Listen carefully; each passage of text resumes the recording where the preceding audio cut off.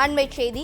சென்னையில் முதலமைச்சர் மு.க.ஸ்டாலினுடன் காங்கிரஸ் பொதுச் செயலாளர் கே.சி. வேணுகோபால் சந்திப்பு நடந்திருக்கிறது.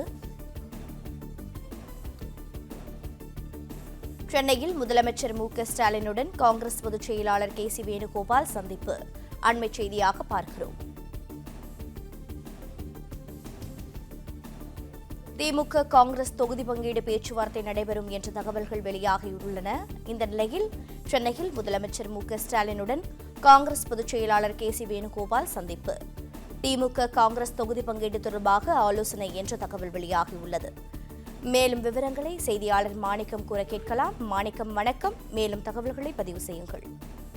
முதலமைச்சர் மு.க.ஸ்டாலின் அவர்களை தற்பொழுது சந்திப்பதற்காக காங்கிரஸ் கட்சியுடைய தேசிய பொதுச் செயலாளர் கே.சி. வேணுகோபால் வருகை புரிந்திருக்கிறார். இந்த சந்திப்பு என்பது தேர்தல் பணிகள் தொடர்பான ஒரு சந்திப்பாக சொல்லப்படுகிறது. குறிப்பாக திமுக சார்பில் தொகுதி பங்கீடு தொடர்பான நடவடிக்கைகளை முடிக்கின்றக்கூடிய சூழல்ல தொகுதி உடன்பாடு தொடர்பாக முதலமைச்சர் பேசுவதற்காக கே.சி. வேணுகோபால் வருகை புரிந்திருப்பதாக தகவல் சொல்லப்பட்டிருக்கிறது.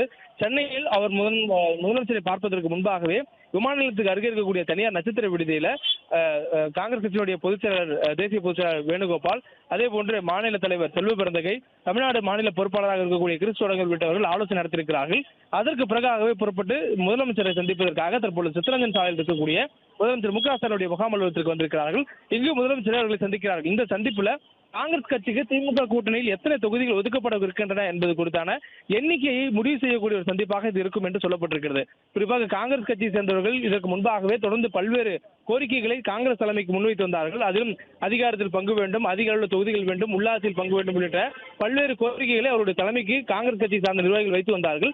அதே நேரத்தில் ஆட்சியில் அதிகாரத்தில் பங்கு வேண்டும் என்ற ஒரு கேட்ட கேள்விக்கு முதலமைச்சர்கள் வெளிப்படையாகவே தமிழ்நாட்டிற்கு அது ஒத்து வராத ஒரு கோட்பாடு, ஒரு கோரிக்கை என்பதை தெரிவித்திருந்தார். அந்த முழக்கம் தமிழ்நாட்டுக்கு ஒத்து வராது என்று சொல்லியிருந்த சூழலும் கூட முதலமைச்சருடைய கருத்துக்கு எதிர்ப்பு தெரிவிக்கும் வகையில் காங்கிரஸ் கட்சியினுடைய எம்பி மாணிக் தாகூர் உள்ளிட்டவர்களாம் பதிலளித்திருப்பதை சமூக வலைதளங்களை பதிவாக போடுவதை பார்க்க முடிந்தது.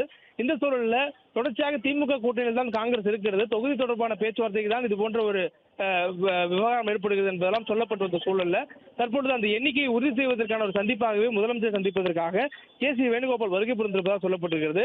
இதற்கு முன்பாகவும் கே.சி. வேணுகோபால் தமிழ்நாட்டுக்கு வந்திருந்தார். அப்பொழுது காங்கிரஸ் கட்சியை சார்ந்த நிர்வாகிகளை மட்டுமே அவர் சந்தித்திருந்தார். அப்போதைய நேரத்தில் முதலமைச்சரை சந்திப்பதற்கான வாய்ப்புகள் இருப்பதாக சொல்லப்பட்டிருந்தது.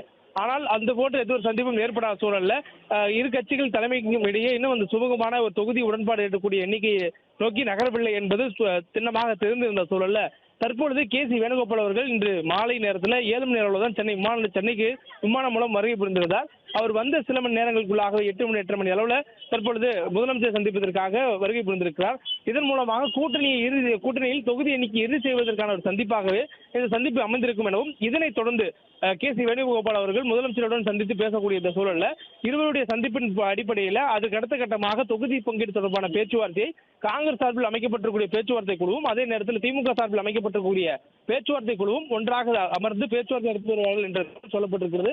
இந்த சூழலில் இந்த சந்திப்பு என்பது அரசியல் களத்தில் ஒரு பெரிய ஒரு எதிர்பார்ப்பை ஏற்படுத்தியிருக்கிறது.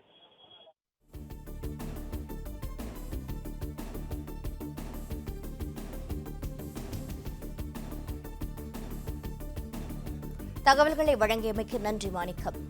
பிளே ஸ்டோர் மற்றும் ஆப் ஸ்டோரில் இருந்து பாலிமர் செயலியை QR கோடு மூலம் பதிவிறக்கம் செய்யுங்கள். செய்திகளை உடனுக்குடன் பெறுங்கள்.